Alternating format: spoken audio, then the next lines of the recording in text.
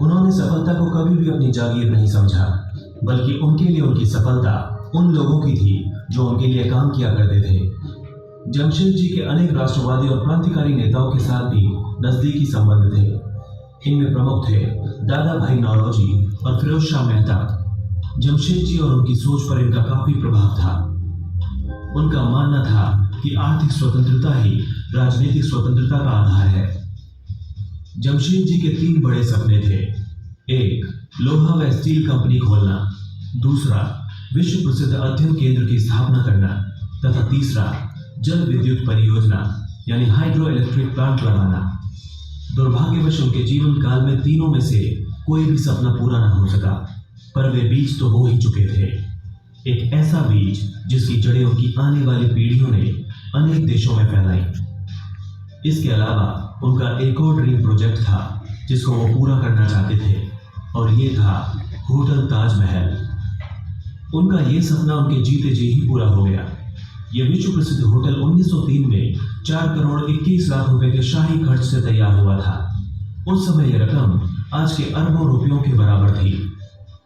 मुंबई की शान कहे जाने वाले होटल ताज के निर्माण के पीछे एक कहानी चर्चित है।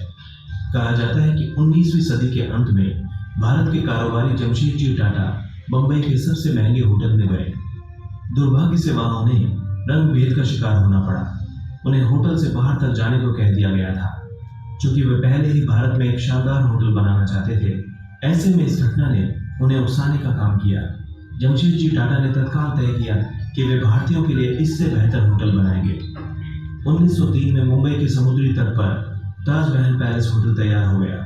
यह मुंबई की पहली ऐसी इमारत थी जिसमें बिजली थी, अमेरिकी पंखे लगाए गए थे, जर्मन लिफ्ट्स मौजूद थी और अंग्रेज शेफ भी थे।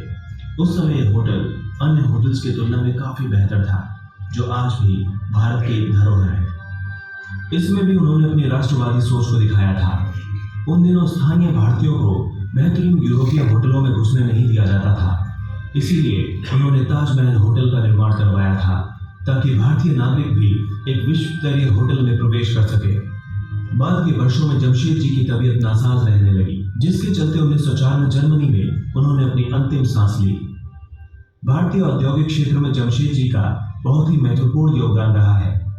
इन्होंने भारतीय औद्योगिक विकास का मार्ग ऐसे समय में प्रशस्त किया था जिस समय केवल यूरोपीय, विशेषकर अंग्रेज ही कुशल समझे जाते थे। औद्योगिक विकास कार्यों में जमशेदजी यही नहीं रुके। देश के सफल औद्योगिकरण के लिए उन्होंने इस्पात कारखानों की स्थापना की महत्वपूर्ण योजना बनाई। ऐसे स्थानों की खोज की गई जहां लोहे की खदानों के साथ साथ कोयला और पानी की सुविधा भी प्राप्त हो। अंततः जमशेदजी ने बिहार के जंगलों में सिंहभूमि जिले में वो स्थान ढूंढ निकाला जहां पर वो इस्पात मिल की स्थापना कर सकते थे। आगे चलकर इस जगह का नाम जमशेदपुर रखा गया, जिसका दूसरा नाम टाटा नगर भी है। यह शहर भारत के झारखंड राज्य में स्थित है। यह झारखंड के दक्षिणी हिस्से में स्थित पूर्वी सिंहभूमि जिले का हिस्सा है। साल 1907 में Tata iron and steel company यानी टिस्को की स्थापना से इस शहर की बुनियाद पड़ी थी। इससे पहले साकची नामक एक आदिवासी गांव यहां पर हुआ करता था। यहाँ की मिट्टी काली होने के कारण यहाँ का पहला रेलवे स्टेशन काली माटी के नाम से बनाया गया, जिसे बाद में बदलकर टाटा नगर कर दिया गया। खनिज पदार्थों की प्रचुर मात्रा में उपलब्धता और खड़गई तथा सुवर्णरेखा नदी के आसानी से उपलब्ध पानी तथा कोलकाता से नजदीकी के कारण यहाँ आज के आधुनिक शहर की नींव रखी गई थी। जमशेदपुर आज भारत के सबसे प्रगतिशील औद्योगिक नगरों में से एक है। टाटा घराने की कई कंपनियों की उत्पादन इकाई जैसे TISCO, Tata Motors, Tiscon, tinplate, Timken और ट्यूब डिवीजन इत्यादि यहाँ कार्यरत है। जमशेदजी की अन्य बड़ी उल्लेखनीय योजनाओं में पश्चिमी घाटों के तीव्र जलप्रपातों से बिजली उत्पन्न करने वाला विशाल उद्योग है, जिसकी नींव 9 फरवरी 1911 को लानौली में गवर्नर द्वारा रखी गई थी। इससे बंबई की समूची विद्युत आवश्यकताओं की पूर्ति होने लगी। सफल औद्योगिक और व्यापारी होने के साथ साथ सर जमशेदजी टाटा उदार स्वभाव के व्यक्ति भी थे।